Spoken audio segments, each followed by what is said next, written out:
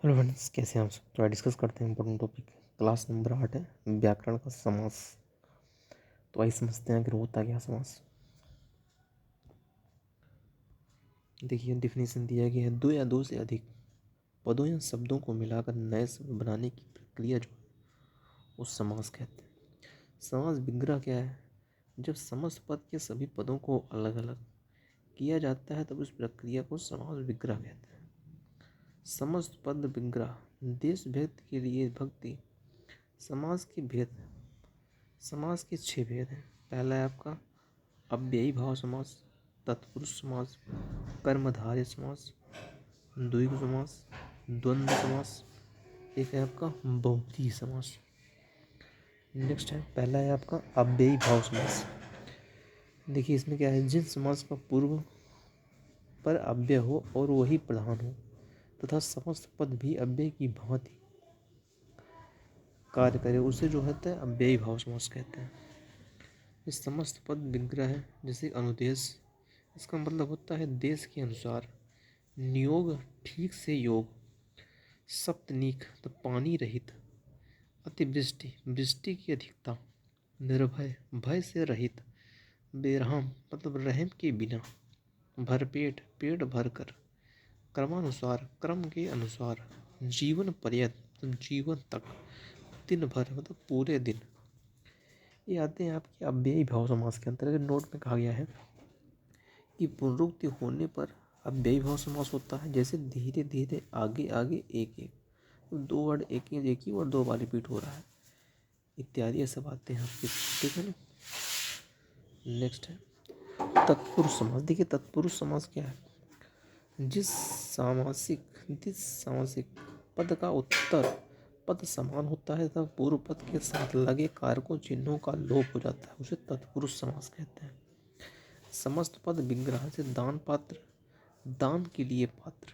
ग्रामगत, ग्राम को गया हुआ। चिड़ी मात, चिड़ियों को मानने वाला। रेखांकित, रेखा द्वारा अंकित। तुलसीकृत, तुलसी द्वारा कृत। मालगाड़ी, माल के लिए गाड़ी। ऋण युक्त, मतलब ऋण से युक्त। ये ऐसे ऐसे वर्ड है आपके। धनहीन है, मतलब धन से हीन। राजपुत्र, राजा का पुत्र। गंगा फल, गंगा का फल। आप बीती, आप पर बीती। रूढ़, रथारूढ़, रथ पर आरूढ़, मतलब आगे क्या है, बीच में पर लग जा रहा है। ये होते हैं आपके तत्पुरुष समास। हो गया ना 5 नंबर। फिर आता है आपका कर्मधारय समास। ये कर्मधारय समास क्या है? जिस समास के दोनों पदों में विशेषण विशेष एवं उपमेय उपमान का संबंध हो और उत्तर पद प्रधान हो उसे कर्मधारय समास बोलते हैं। इसमें ए जैसे उपमेय उपमान कर्मधार, एक विशेषण विशेष कर्मधार। समस्त पद विग्रह से स्त्री रत्न, मतलब स्त्री रूपी रत्न। भला मानुष, भला है जो मानुष। नरसिंह, नरसिंह मतलब सिंह रूपी नर। अधपका, आधा है जो पका। क्रोधाग्नि, अग्नि रूपी क्रोध। सुपुत्र, अच्छा है जो पुत्र, उसे बोलते हैं सुपुत्र। देह लता, तो लता रूपी देह। काली मिर्च, काली है जो मिर्च। नेक्स्ट, उसके बाद आता है द्विगु समास। देखिए द्विगु समास क्या है? जिस समास का पूर्वपद संख्यावाची तथा उत्तर पद प्रधान होता है तथा समस्त पद किसी समूह विशेष का बोध कराता है उसे द्विगु समास बोलते हैं। जैसे समस्त पद विग्रह है क्या है? त्रिफला, त्रिफला मतलब क्या होता है? 3 फलों का समाहार। चार पाई, 4 पैरों का समाहार। सप्ताह मतलब 7 दिनों का समाहार। नवरत्न, 9 रत्नों का समाहार। दोराहा, 2 राहों का समाहार। दोपहर, 2 पहरों का समाहार। ये द्विगु समास के अंतर्गत आ जाते हैं सब चीज़ वर्ड। नेक्स्ट है आपका द्वंद्व समास। द्वंद्व समास क्या है? जिस समास के दोनों पद प्रधान हो और विग्रह करने पर योजक चिन्ह के स्थान पर और तथा या जैसे शब्दों का प्रयोग हो द्वंद्व समास कहा जाता है। जिस समस्त पद और विग्रह से माता पिता, माता और पिता हो गया। लाभा लाभ, लाभ या अलाभ। सत्यासत्य, मतलब सत्य होगा या असत्य होगा। खरा खोट, खरा या खोटा। रुपया पैसा, रुपया या पैसा। अच्छा बुरा, अच्छा या बुरा।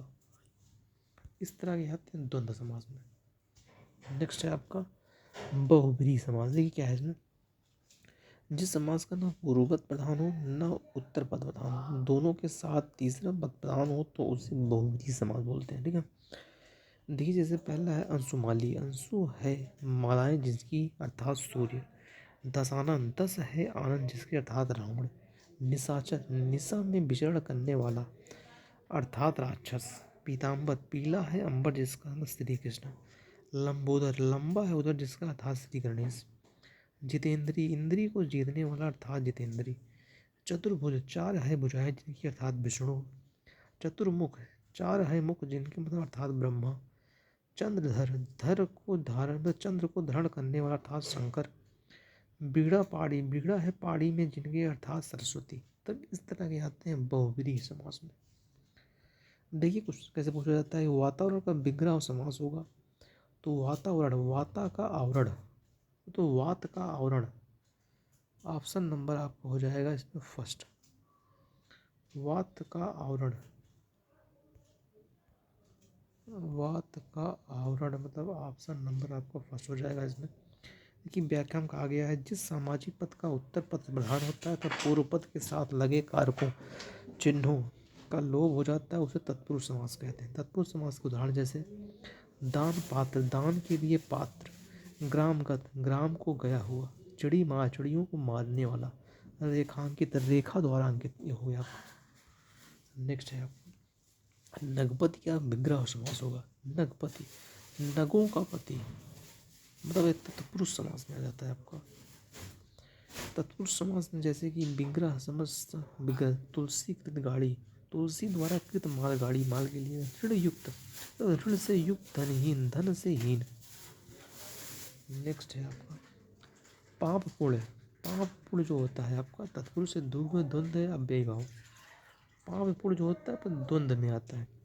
जैसे कि जिस समास के दोनों पद प्रधान हो और विग्रह करने पर योजक चिन्ह के स्थान पर और तथा या वह जैसे शब्दों का प्रयोग हो द्वंद्व समास में आता है। जैसे रुपया पैसा, रुपया या पैसा। अच्छा बुरा, अच्छा या बुरा, ये आपके द्वंद्व समास में आ जाता है। नेक्स्ट है आपका धीरे धीरे। ये क्या है आपका अव्ययी भाव है इसमें।